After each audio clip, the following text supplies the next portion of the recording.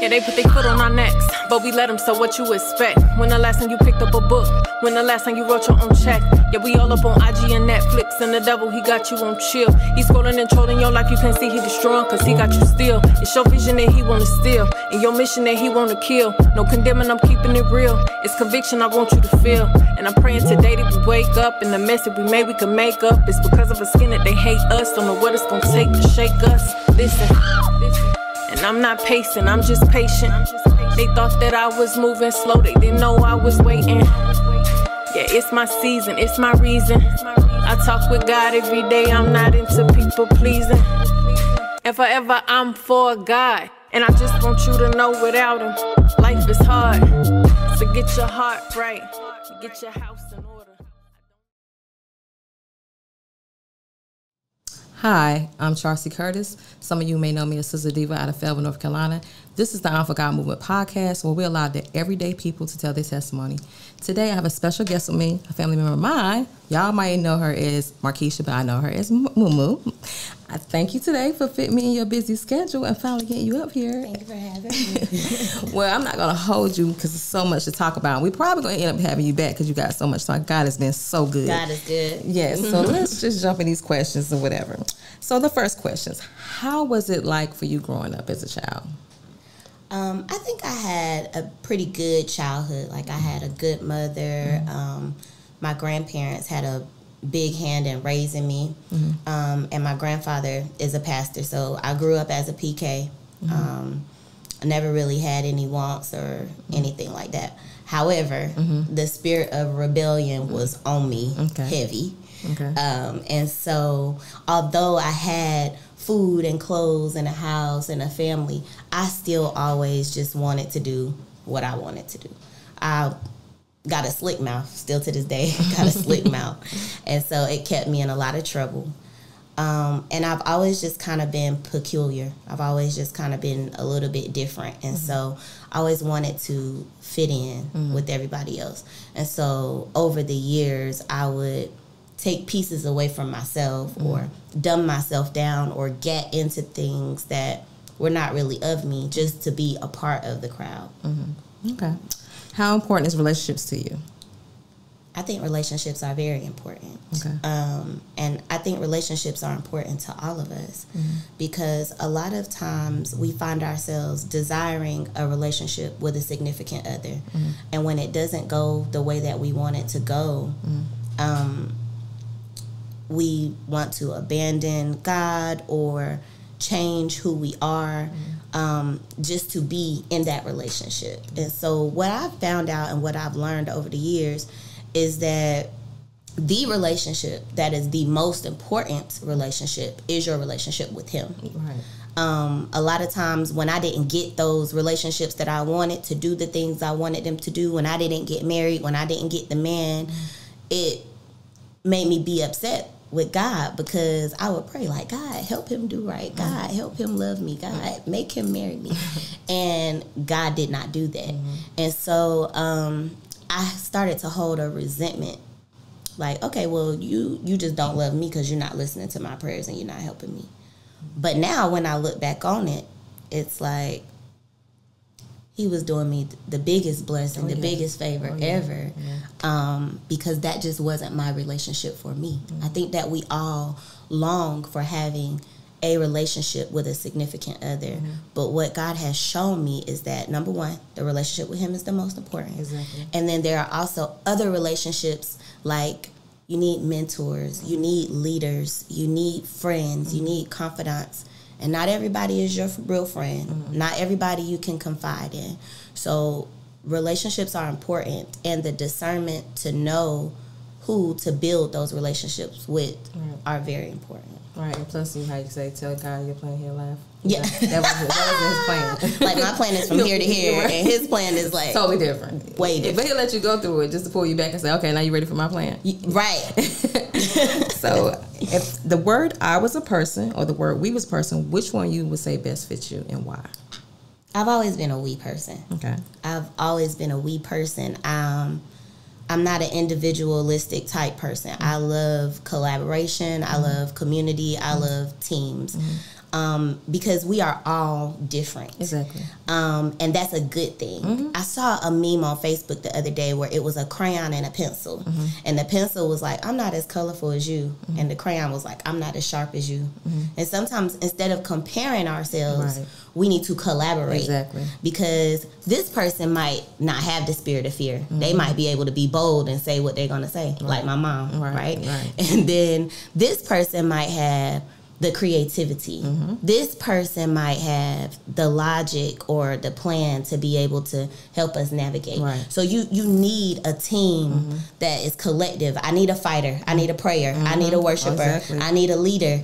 I need a humble person that's going to help us get in this door. Then I might need somebody that's strong enough to kick this one down. So yeah, we because whatever I don't have, you have, and then we can put it together and do something great with it. Now that God says when you put two or three come together, He's always in the midst. He didn't say by one. He's the only I am. So therefore, that when people say I was like, it's only one I. That's the I am. But, my God. So, but at the end of the day, you know, I let people be people, but I was like, you know, I like I said, nothing like a team, but it's getting the right team, and make sure God is the head of that team. That's right. Getting back into the questions. Have you ever been in a dark place, and if so, how did you pull yourself out of it? For sure. And I did not pull myself out of it.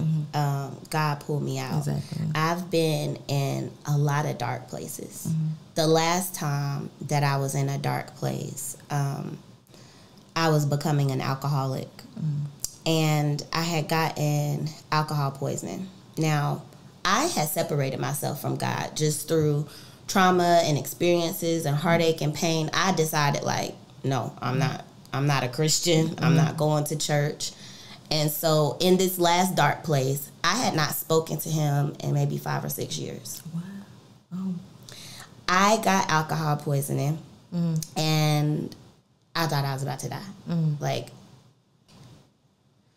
I was using a bathroom on myself. I was throwing up. I was shaking. I could not control myself. I thought I was going to die.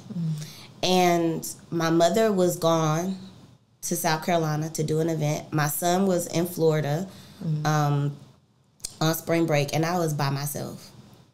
I was in my car, and I couldn't get to where I was trying to get to. Like a trip that would typically take 30 minutes took me like 2.5 hours, if that, because I end up blacking out and don't remember how I got home. So when I tell you Jesus take the wheel, okay. But I pulled over on the side of the road, and I was like, God, if I have to die, please let me go to heaven. That was the first time I had a conversation with Him. And I closed my eyes. I don't remember how I got home. I believe I did die. And I was reborn like with a spiritual. The old Marceisha died that day in that car on the side of the road. He got me home. And when I got home, I was still really, really sick. I felt really, really bad. I didn't want to go to the hospital, and like I said, my family wasn't home. So I turned and I said, if you take this away from me, I promise I'll never drink again. Now, a lot of us may have had that prayer before, right? But He did. I fell asleep, and when I woke up, I felt better. And from that moment, I was just like, okay, I'm never going to drink again. I made a promise, and I'm not going to drink again. So in that process, I was still depressed. I was still angry. I was still upset. I was still going through. But there were just little signs and wonders that He was there, that He was in the midst. And I ended up, I'm an educator. And so I had lost my job, which contributed to my depression. And so I was laying in the bed about a week or so later. First of all, let me stop right there. I was depressed, and I wasn't drinking, but I was just sad and crying. And this was about the 3rd time I prayed to Him. And I wasn't praying like a reverence, you know, Heavenly Father, thank you. I was screaming and yelling at Him, like, why this and why that and how this and how that, and if you're real this and that, and why would I have to go through this, and why would I have to deal with this, and why did these people come in my life? And I was just screaming and crying. And when I got off when I finished praying or talking to Him, I looked down at my phone and I had a text message from a woman that I had met like in November of the previous year. I met her in Lowe's. We talked for like an hour in Lowe's and we exchanged numbers and we never talked again. So she texted me and she was like, call me when you get a chance. And I was like, I don't feel like talking. I don't want to call her. But I ended up calling her, and every question that I asked God, she answered it. He does it. Every single one, she answered it without her even knowing what I was going through. She was like, you was just on my mind, and I just want to say this, and I just want to say that. And it blew my mind.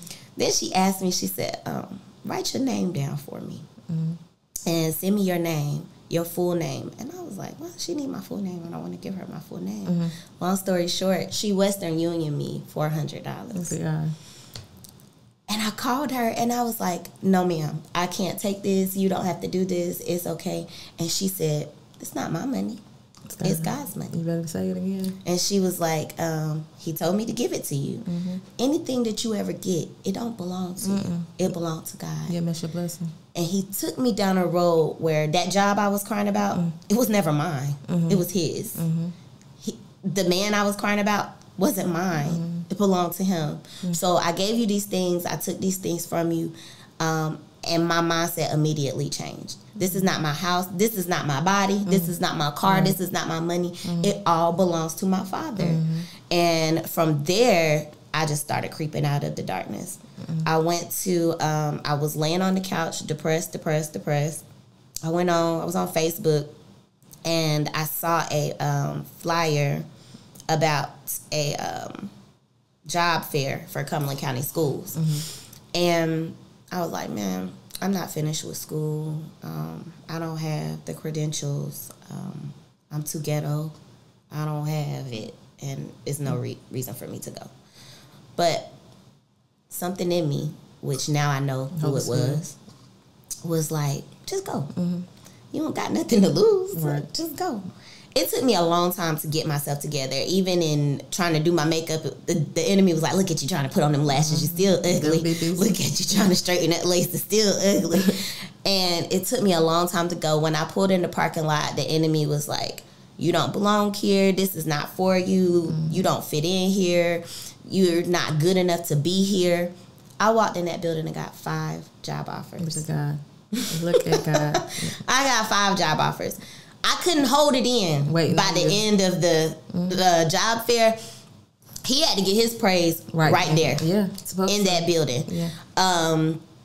And from that moment, I knew he was real. No matter if I got what I wanted or not, it just wasn't in his will. Exactly. I had to go through the things that I went through for me to understand who he is, to understand his power, and to also help other people that was in that situation. Exactly. Like they say, misery love company. Oh, yeah. When somebody do you wrong, I would have a friend that I would get on the phone with. I could tell by her posts on Facebook if something wasn't right. And same with me. She could tell by my posts if something wasn't right. Every time we would get on the phone and we would try to encourage each other. And in that encouragement of each other, it would be bashing other people. And that, she's very much spiritual as well. That was the enemy trying to get us to stay down in those places instead of allowing us to lift each other up. We're like, yeah, she ain't this, she ain't that. Well, yeah, he did this and he did that. Instead of getting on the phone and giving God all the glory and all the praise, we would just misery love company. We would get together and we would talk about, negative things. But now we're both on fire for the Lord. Look at God. Amen. But he puts you through these things so that you can help other people. Exactly. And so that he can get his glory and people can understand how powerful he is. Sometimes God will bless us and give us grace and mercy even when we don't deserve it. And we forget about it. It reminds me of when he was leading the Israelites through the Red Sea and Moses split the sea and they walked through. As soon as they got to the other side, they were hungry and thirsty and lost and scared, and they went right back to complaining. Now, you was praising him and dancing and playing tambourines and stuff as soon as you got across. But the moment that settled It was like, what we gonna do now? What is this? What is that? What is never satisfied? People, we do that with God. How many times you say, God, I really need this job. God, I really need these lights to stay on, or somebody almost hit you, or somebody did hit you, and nothing happened to you. But then a week later, you're back in unbelief. Yeah. And so after that job fair, I realized it does not matter what happens to me. It does not matter what I go through. I know that this guy is real, and I know that I can trust him with everything inside of me. So even when it gets dark, I trust him. And it's funny when you were saying, as far as like some people don't understand, God works through people. You know, God is a spirit. So, no, he's not going to come tap you on the shoulder or anything like that. You talk to God the way you talk to God. Everybody have their own relationship with God. And he'll have a complete stranger, like you said. That's how you definitely know it's God. That answer everything that you just only talk to him about. That's just how it works. And people have to know that. They be like, oh, I'm waiting for this. No, you can't wait. He's going to make it come in front of you when he wanted to. Period. And, you know, people have to understand that's what's so important of getting your own relationship with him. Period. Just stop it. I mean, just be a believer. That's the first thing you got to do. Then get your own relationship. You're in a certain way of talking to him. It's just talk to him regularly. Trust me, as you keep talking to him, you're going to change the way you talk, because he'll do that. So, and it's people not telling the leaders, some of the leaders are not telling people that. They're making it sound, oh, you got to talk like this, you got to walk like this, you got to dress like this, you got to da-da-da. No, you don't. God is a forgiving God. So at the end of the day, you have to just position yourself to know, like, okay, I just need to start. Because right now is a praying time. And they're so evil nowadays. So it's like now God he's still working miracles. And he's saying, you know, okay, I'm going to show, which sometimes you go through things, it ain't about you. God wants you to go through it just so somebody else can get saved from it. And all he wants you to do is say, God did it. That's it. He already know what's really happened, but you got to do it. All he wants you to say is, God did it, I didn't do it. And that person be like, well, Dad, I seen what she went through. I know, because I seen it with my own two eyes. And if she can say and say, God did it, let me see who he really is. My God. That's it. Because if he could do it for me, he could do it for you. You better know it. If he can, let me tell you. So what keeps you grounded? God. Okay. God, for sure. Okay. And let me make this disclaimer. When you begin your walk with God, it is not always all peaches and cream. Oh, girls never peaches and cream. Matter of fact, tell the truth, it's worse. Like, you go through the most when you be walking with God. When I was playing with Satan, I didn't go through nothing. He don't bother you at all. It was easy. But he gets so mad when you leave him. He definitely do. Did y'all watch the Tyler Perry movie? You see how she left him? He didn't want her. He treated her like dirt. The moment she signed them papers and was like, okay. Yeah. Then they come back and they keep bothering you and bothering you and bothering you. And that is how these spirits do. You have to remember, we don't struggle against flesh and blood.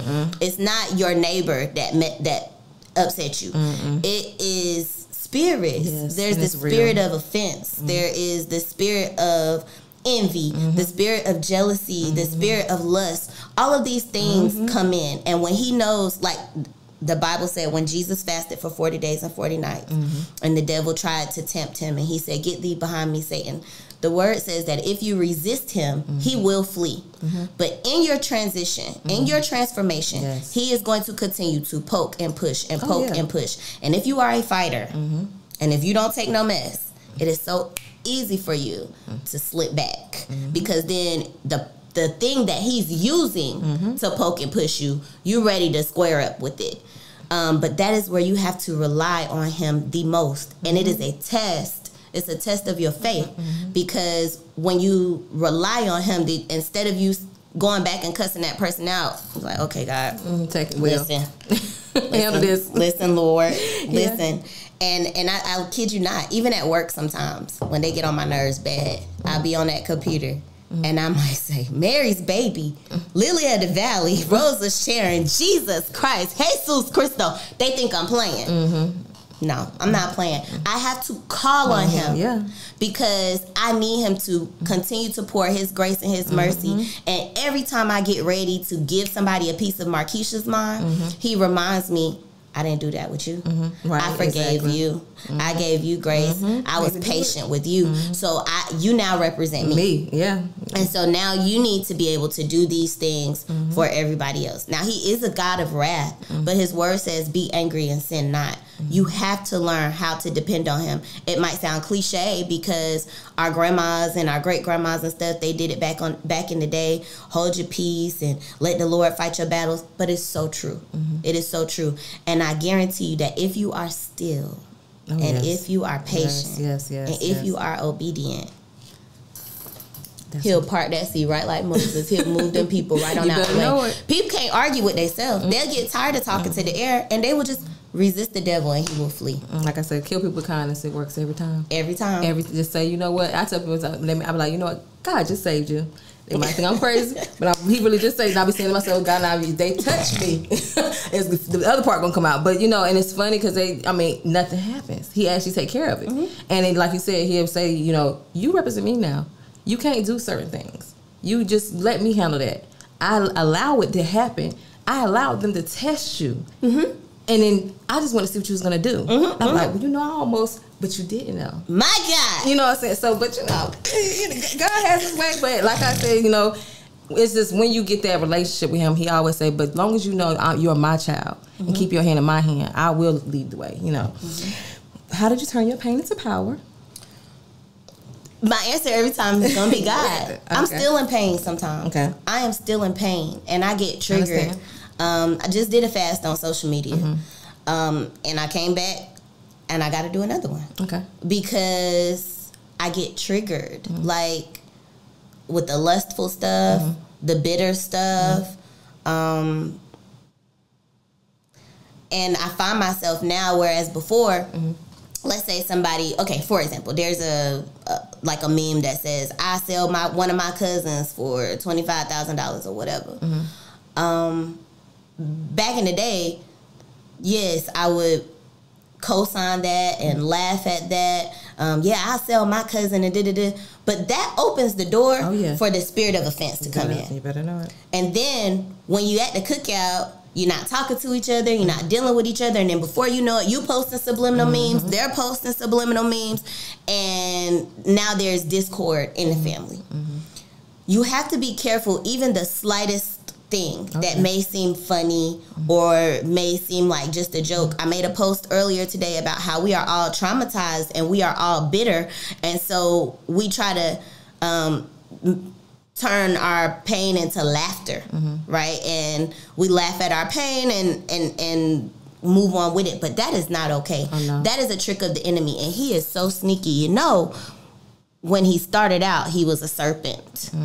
By revelation, he was a dragon. And that's what happens with sin. Oh, I'll just take this one little shot. And then before you know it, you a full-blown alcoholic or snorting cocaine. That thing grows. When you feed the pain, it grows. So being toxic, that's the new thing now. It's okay to be toxic. And I said what I said and I did what I did and whatever. We're doing that to comfort ourselves. And we don't need to do that. We need to give it to God, and he will turn that pain into power. We don't have the power to turn it into power. He does it. It is going to grow, and it's going to get worse, and it's going to multiply that misery over and over and over. Like I said, the enemy's slick. He will come in with one little thing, with one little offense, and before you know it, a year later, you in a full-blown argument because of one little comment on social media. So whenever, and I've always been a sensitive person, but I've always neglected it from wanting to fit in. I've always pushed my discernment to the side because I want to fit in. But whenever you feel that, those changes going through your body, because you're going to feel a physical change first. Yeah. You better know it. Whenever you feel that, that is your body letting you know that this is not of you. And that is when you need to seek his face, so that he can give you the guidance. So yes, I still be in pain sometimes. I still be in trauma sometimes, but I don't react to it the way that I used to. I'm not about to go tit for tat with you. If anything, I'm going to pray. Now, my prayer might be a little forceful, but the kingdom suffered violence, and the violence taken by force. So I might be a little loud with it. I might be a little aggressive with it, but it's all going back to him for sure. It's a blessing to be able to, I laugh at the old me. And I tell people, I say, because it's no such thing as saying getting rid of it. You know what I'm saying? God controls that part. So I say, I got the old me cemented in with the head up, viewing the new me.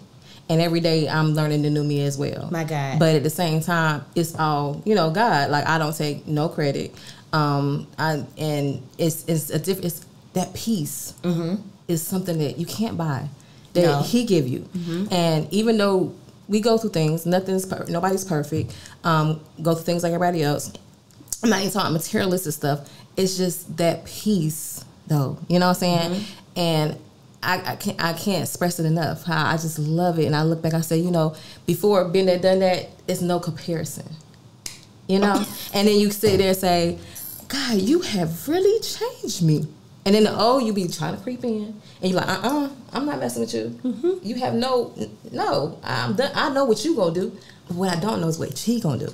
Some of keep following him. My God. And it's just a blessing to wake up every day is a new day. And like I said, I don't know what's gonna happen. I just thank him for being alive, and I don't know what he gonna do. I'm just being available and be that flesh that he needs to do whatever he want to do. Because like you said, when you are in a life-death situation and you talk to him, and when you wake up and say, I'm still here. Wait a minute, you know for a fact that you're supposed to be gone. You know. Don't care what nobody else say. You be like, you know what? Yeah, the old me died. But God, what is it you need me to do now? Because you got my attention fully. For sure. Fully. For sure. Fully attention. I was unemployed for 5 months. Fully. I did not have any disconnections. I did not have any missed meals. Did a lot of fasting. Didn't really eat. But I lacked nothing. And now that he has me back working, I lie to you not. Sometimes I sit there and be like, God, why? I want to stay home with you. I don't want to work. He's real, and he will do it for sure. What is there something that people don't know about you that you like them to know? What is something that people don't know about me? That you would like for them to know? Like, you know how they used to call me mean. I ain't mean. Nothing. Really? Yeah, they used to call, Okay, I think that people don't understand I'm passionate.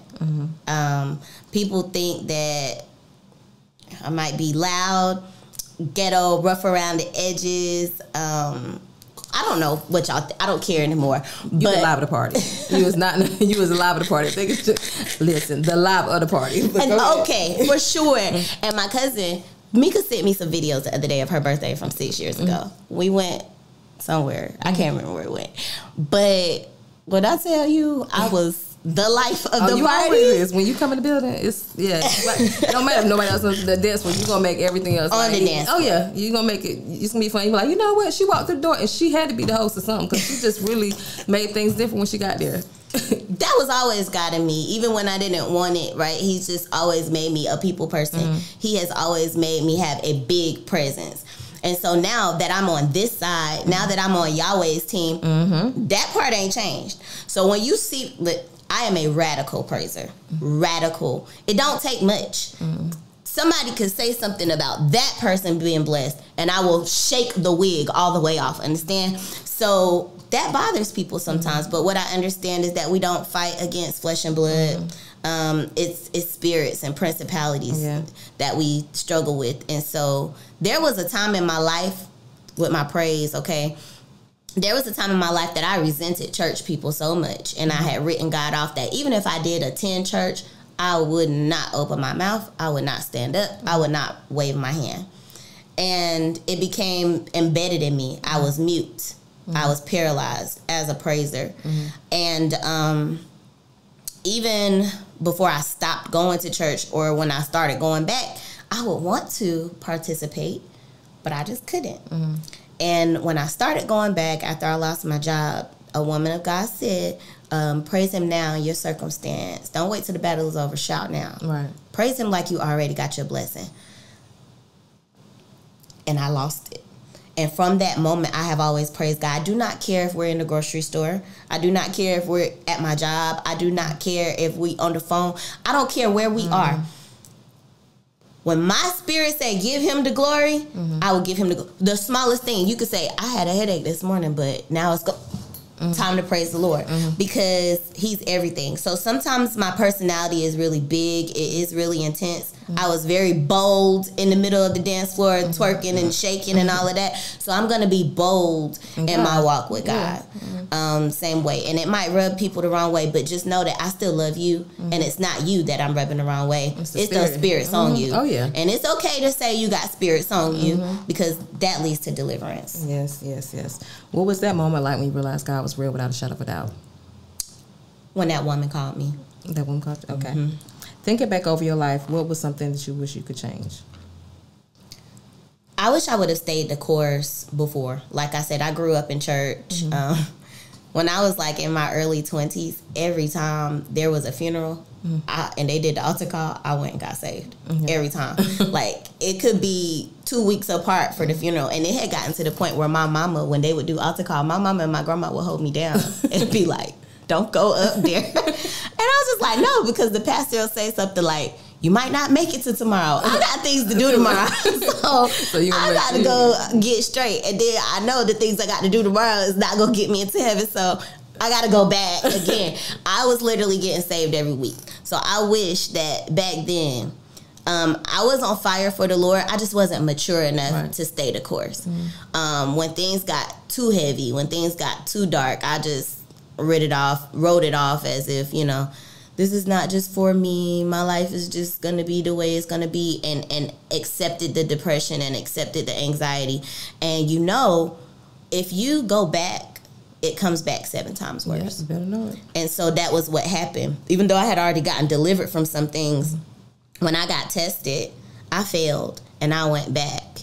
And so it opened the door for depression, anxiety, homosexuality, uncertainty, rebellion, aggressiveness.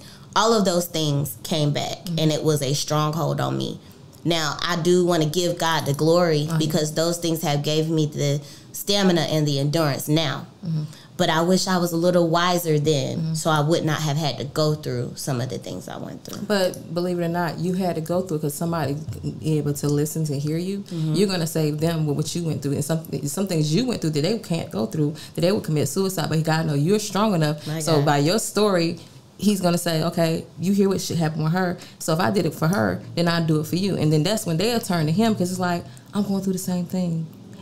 So like I said, it's not always us, it's Him just working through us. Okay, the next question. What would you say is the difference between the old you and the new you? Personality traits are still there. She's still loud. She's still opinionated. She's still giving of herself. However, this time I'm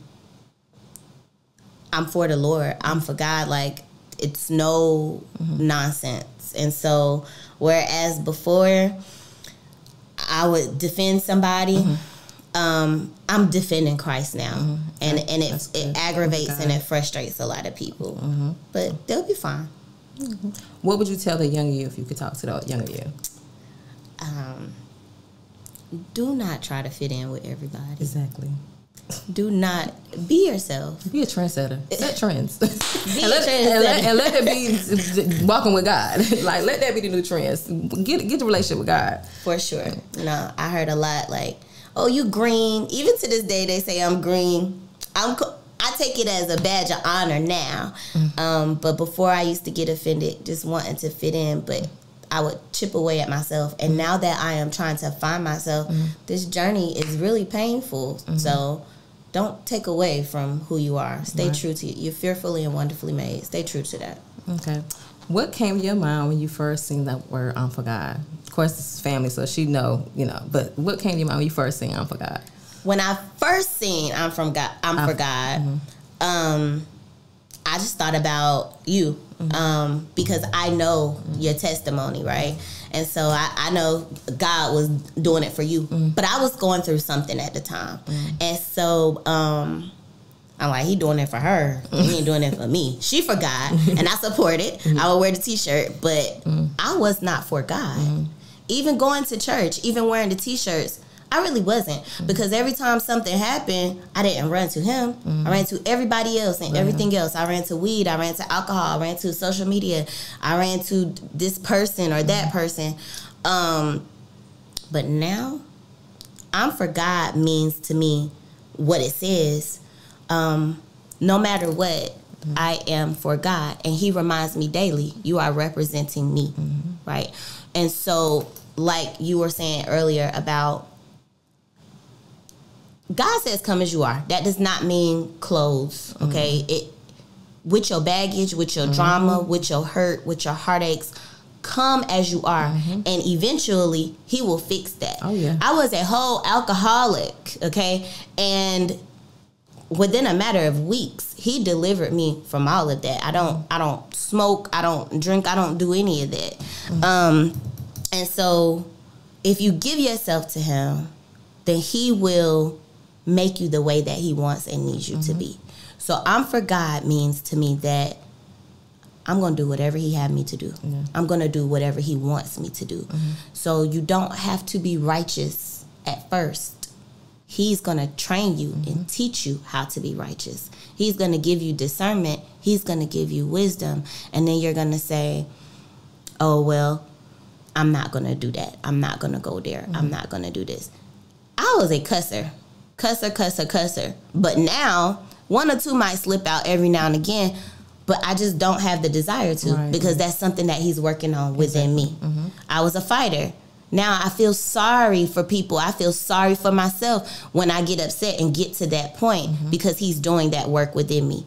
So when you say I'm for God, I'm willing to do whatever he wants me to do. But if you come to him with a pure heart, he is going to do most of the work, and then he's a master teacher. He's going to tell you something, he's going to show you something, and then he's going to give you a test. Oh, yeah. And if you don't pass the test, like all good teachers, he's going to give it to you over and over and over until you get it. Because what's for you is for you. Leave the people with something positive. Guys, we have to go to God with a pure heart, and we have to stick by it. Understand, you don't have to be perfect when you go to him. Don't worry about all your vices and all the things that you feel like are holding you down, that the enemy is trying to convince you. The word says that he came to seek and save the lost. He is here specifically for you, right? And so don't let church people or righteous people or people that think that they're righteous deter you from walking with him. There are a lot of us Christians that have become stumbling blocks for other people. Do not let that get you in the way. God is the author and the finisher. He is the beginning and the end. And if you look at how the world is going now, even just our town, how it's going now, we need him. We really need him. And I would hate for a lot of us to go straight to hell because we allowed another person to convince us that he is not real. There's no, like Charcy was saying earlier, there is no form or fashion of how you speak to him, okay? Talk to him. He wants a relationship with you. When you are trying to date somebody and they text you every morning, good morning, y'all like that. I don't. I think it's annoying. But some people like that good morning text. God is the same way. He wants you to seek him daily. He wants you to talk to him daily. You on the phone with somebody and they talk to you for 2 or 3 minutes and they were like, all right, I got to go. But somebody you really love or you really gel with, we could sit on the phone for hours. That's how he wants you to pray without ceasing. And if you're struggling with praying, the Lord's Prayer is a good guideline to help you. That's something we'll talk about on another day. But just look up the Lord's Prayer. A lot of us should have it memorized from when we grew up in church. But if not, it's okay. Just look it up and memorize it. That is a good way to get your prayers through to him, or write it down or talk to him. But do not talk to him every time you want something. Like if you're dating somebody and she only call when she need gas, she only call when she need her light bill paid, that's how God feel. Like, I'm here, I'm willing, I'm waiting on you to call me, but you only call when you want something. You never just call to just be like, hey, I love you, thank you, or I need you, or how you doing? Do you know he's omnipresent? He's everywhere. Do you know how many people he deals with on a daily basis? Sometimes he just wants reverence and praise. When people look at us and say, oh, you look pretty today, or oh, you did a good job on that, or oh, wow, I really like this about you. He wants the same thing. We're made in his image. He's a lot more like us than you would like to think. He's more powerful and he's more holy, but he has a lot of our traits. So just seek him. There's no special way that you have to go through seeking him. And I guarantee you, if you try him, he will speak back to you. He speaks to prophets, but he speaks to all of us in an audible voice. And another prayer that I pray that you can pray is, God, help me know the difference between my voice, your voice, and the enemy's voice. Because sometimes all of them will be talking at the same time, and it leads to confusion. Quiet my mind, God, and help me seek you, and he'll do it for you. Thank you so much. Thank you so much. Thank you. And thank y'all for tuning in. Like I said, you just never know who I may have on here. We're going to have her back because, like I said, this is the beginning. She does a lot, but I want her to talk some more because I just wanted to get her started and open up so you can know who she is. And like I said, I love you so much, and I just love what God is doing with you. And I love y'all, but God love y'all more. Check out that onforgod.com. Get your T-shirts. Until next time. Peace.